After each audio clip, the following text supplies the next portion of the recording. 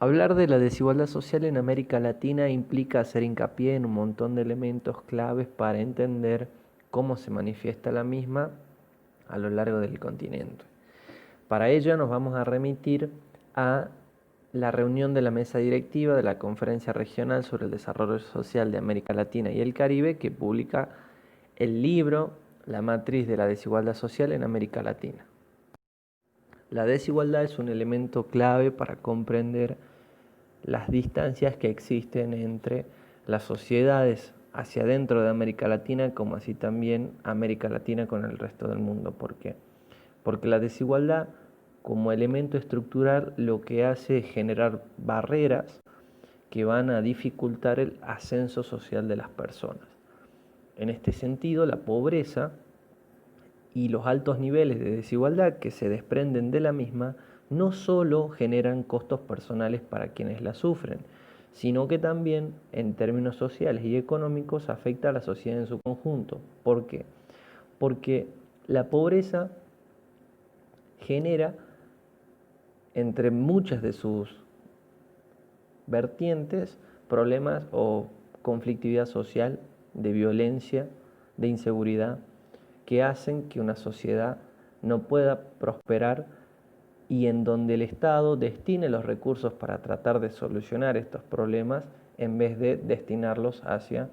un progreso mucho mayor. Entonces, en este marco podemos comprender que la educación termina siendo un elemento, un baluarte fundamental para poder combatir la pobreza, no solo de lo material, sino también de lo estructural. Ahora, esta matriz de la desigualdad social de América Latina está condicionada por su estructura productiva, es decir, por su mercado laboral. ¿Qué queremos decir con esto? Como nosotros bien habíamos mencionado en las clases de Zoom, América Latina se caracteriza por estar subordinada como mercado laboral a los intereses y a las demandas de una economía más bien de las superpotencias. Y en ese marco van a ser las desigualdades que no solo se traducen en un sentido material, es decir, en un sentido de riqueza, sino también en un sentido cultural, las que van a permitir la reproducción de dicha desigualdad. Entonces, las constantes que se van a evidenciar a lo largo de toda América Latina van a ser el empleo de baja calidad, la informalidad, los ingresos bajos, la escasa protección social. Y en ese sentido es fundamental tener en cuenta estos elementos porque justamente son regularidades que se mantienen en América Latina y que necesitan ser problematizadas.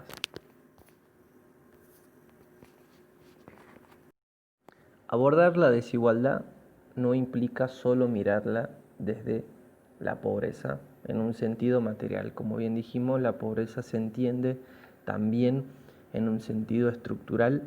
es decir, que afecta a todas las esferas de la sociedad, cultural, política, económica, social. Pero hay otros elementos que miden esa desigualdad, como la raza, la etnia, el género, el territorio, la infancia, la juventud, la vejez.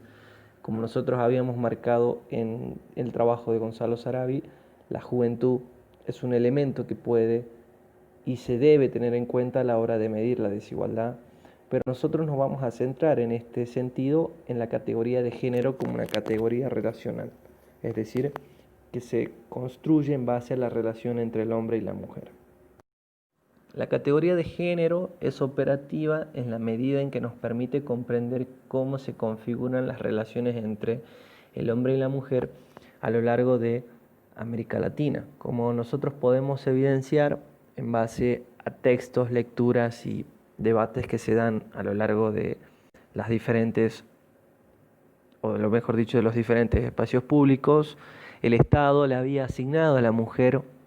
una dimensión doméstica, de responsabilidad doméstica, que con el tiempo se fue modificando, como bien marcaban ustedes en las clases de Zoom. Las mujeres empezaron a acceder a trabajos remunerados, empezaron a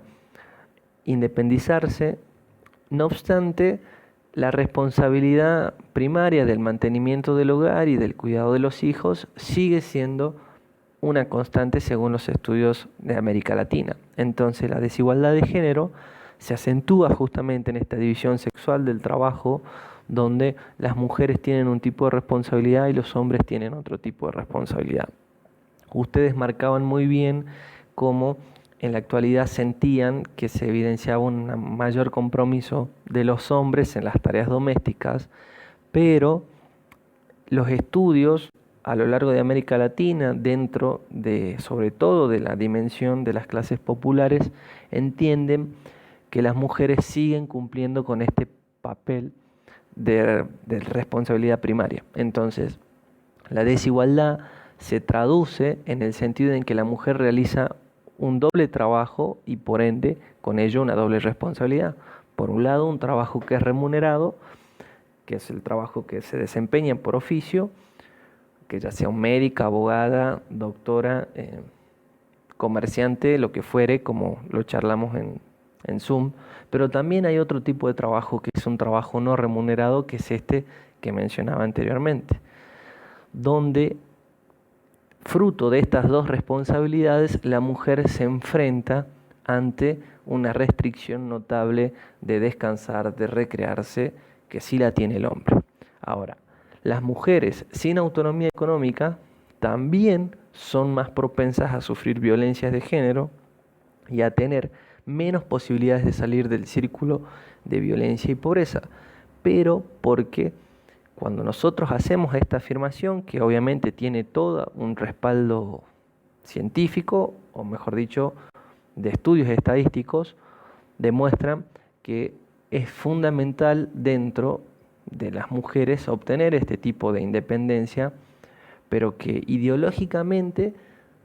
se encuentran condicionadas por esa división sexual del trabajo que se reproduce no solo de nuestras relaciones sociales, de nuestras relaciones cotidianas, sino también de un modelo, como bien venimos marcando anteriormente, de desigualdad social. Muy acertadamente me preguntaban qué tiene que ver la educación sexual integral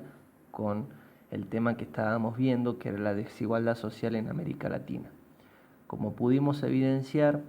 tanto en el texto de Gonzalo Sarabia como en este texto de la matriz de la desigualdad social en América Latina, la misma se reproduce a lo largo de todo el continente y evidencia y reproduce, mejor dicho, una serie de relaciones que son necesarias combatir. Por un lado, Gonzalo Sarabia nos mostraba la dimensión de la desigualdad social a través del mercado laboral, precisamente un mercado juvenil, donde los jóvenes, a través de este trabajo, que se evidencia como un mundo que compite con el estudio, con la escuela, es decir, el mundo laboral compite con el mundo del estudio, entonces los jóvenes se sienten seducidos y atraídos por el trabajo juvenil, es decir, terminan los estudios secundarios, encaran un trabajo porque ese trabajo les brinda una independencia con respecto a su grupo familiar, porque pueden ayudar a su grupo familiar, pero aceptar esas condiciones de trabajo implica aceptarlas en términos de precariedad, de desprotección social, y justamente lo que quiere Gonzalo Sarabia es demostrar que a lo largo de América Latina este mercado laboral es una trampa que acentúa la desigualdad social. Ahora, este texto de la matriz de la desigualdad social en América Latina nos demuestra cómo esa desigualdad social, que se traduce también en pobreza, que se traduce también no solo en relaciones internas hacia dentro de un Estado, sino también en relaciones externas hacia otros estados, sobre todo porque América Latina está condicionada por las demandas de una economía global, regida y organizada por la superpotencia o por los organismos internacionales. Entonces estamos completamente sumidos en esta relación de subordinación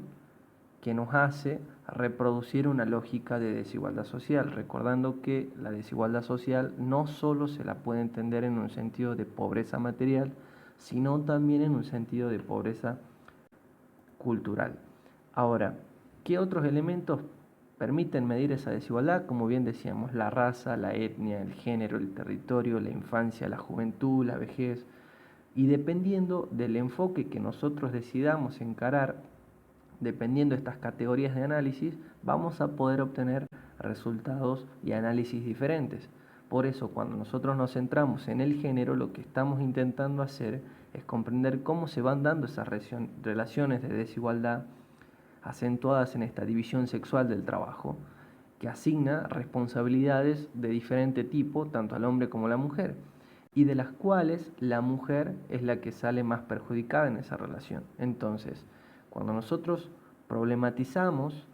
o mejor dicho, cuando reconocemos estos elementos,